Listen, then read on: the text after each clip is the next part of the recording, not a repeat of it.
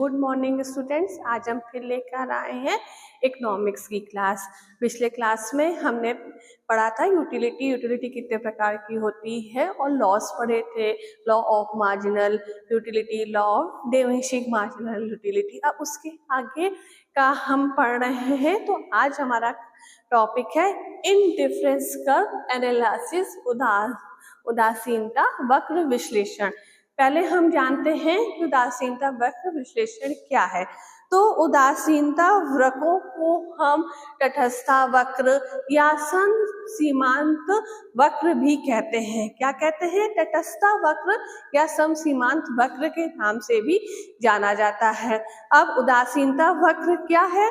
ये उपभोक्ता व्यवहार की नवीन तकनीक है कि कंज्यूमर बिहेवियर जो बिहेव करता है उसकी ये नई तकनीक है इनडिफरेंस कर्व। प्रोफेसर पीगू जो हमारे हैं उन्होंने कहा है या हम कह सकते हैं, ये बताया है कि मुद्रा में हम केवल इच्छा का मापन कर सकते हैं कि वह कितनी तीव्र है। कि मुद्रा में हम इच्छा का मापन कर सकते हैं वह कितनी तीव्र है, परंतु उपयोगिता को हम माप नहीं सकते हैं। क्या उपयोगिता को मापा जा सकता है? नहीं, उपयोगिता को हम नहीं माप सकते हैं। तो उपयोगिता को मापने के लिए ये एक नई टेक्निक है, नवीन तकनीक है, जिसको हम इनडिफरेंस कर्व के नाम से जानते हैं। वर्तमान में उदासीनता वक्र का अधिकतम प्रचलन है कि इसी के द्वारा ही हम उपयोगिता को मापें, इसलिए इस तकनीक को बनाया गया है। उदासीनता वक्र के जन्मदाता कौन है? उदासीनता वक्र को प्रोफेसर एजवर्थ ने प्रस्तुत किया था। प्रोफेसर एजवर्थ ने 1881 में इसको प्रस्तुत किया था और बताया था, इनडिफरेंस कर्व एनालिसिस किया है। इसके बाद हमारे प्रोफेसर इरविंग फिशर पैरेटो ने भी इसे विकसित करने का प्रयास किया था, लेकिन वो इसमें उतने सफल नहीं हो पाए थे। एंड अंत में हमारे प्रोफेसर जे.आर. हिक्स व एलन ने 1934 में इसको वैज्ञानिकता प्रदान की थी। कौन है हमारे? किसने वैज्ञानिकता प्रदान करी? Professor JR. हिक्स और एलन ने 1931 में इसको वैज्ञानिकता प्रदान करी। अब प्रोफेसर एजवर्थ क्या कहते हैं?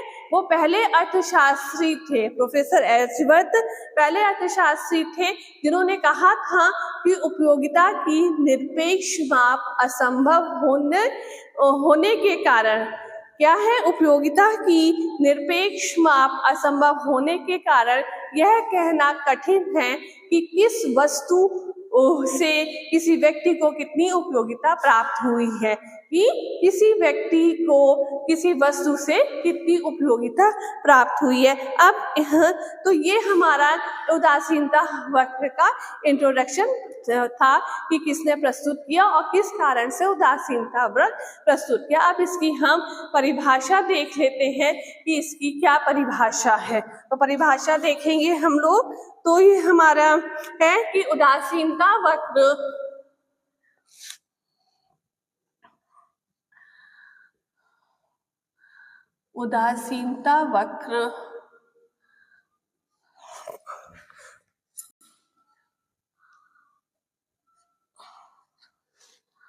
दो बिंदुओं का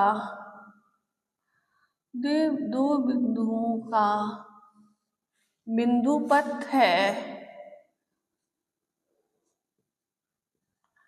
दो बिंदुओं का बिंदुपथ है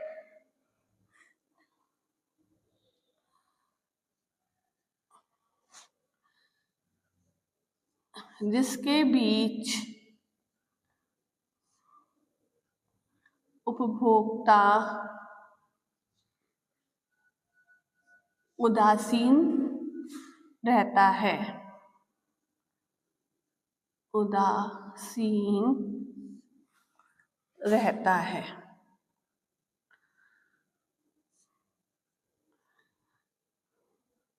तो ये हमारा क्या डेफिनेशन है कि उदासीनता वक्र दो बिंदुओं का बिंदुपथ है जिसके बीच उपभोक्ता उदासीन रहता है। तो ये परिभाषा हमारे ये बता रही है कि उदासीनता वक्र में हम किसी एक वस्तु का उपभोग नहीं कर सकते हैं।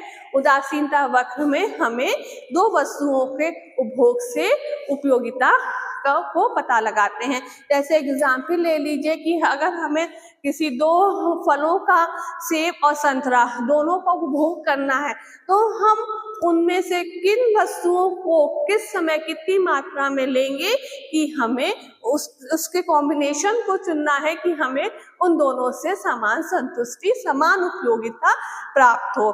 तो ये हमारी थी ये हमारी उदासीनता वक्र की डेफिनेशन थी। अब हम टेबल के द्वारा कॉम्बिनेशन देखेंगे कि कैसे हम उसको बनाते हैं। इसको हम पहले इरेज कर लेते हैं।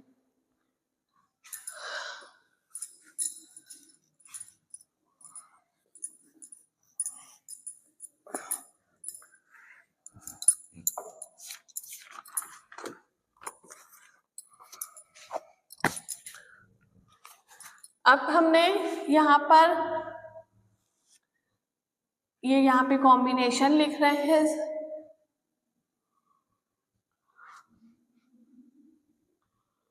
कॉम्बिनेशन यहाँ पर है, सेब हमने लिया है और दूसरे में हमने आम लिया है।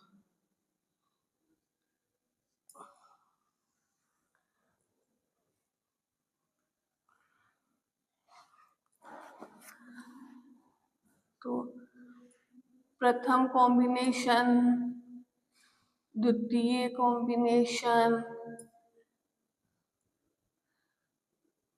तृतीय कॉम्बिनेशन, चतुर्थ कॉम्बिनेशन और पंचम कॉम्बिनेशन। ये हमारे 3 कॉम्बिनेशन हो गए, प्रथम, द्वितीय, तृतीय, चतुर्थ और पंचम।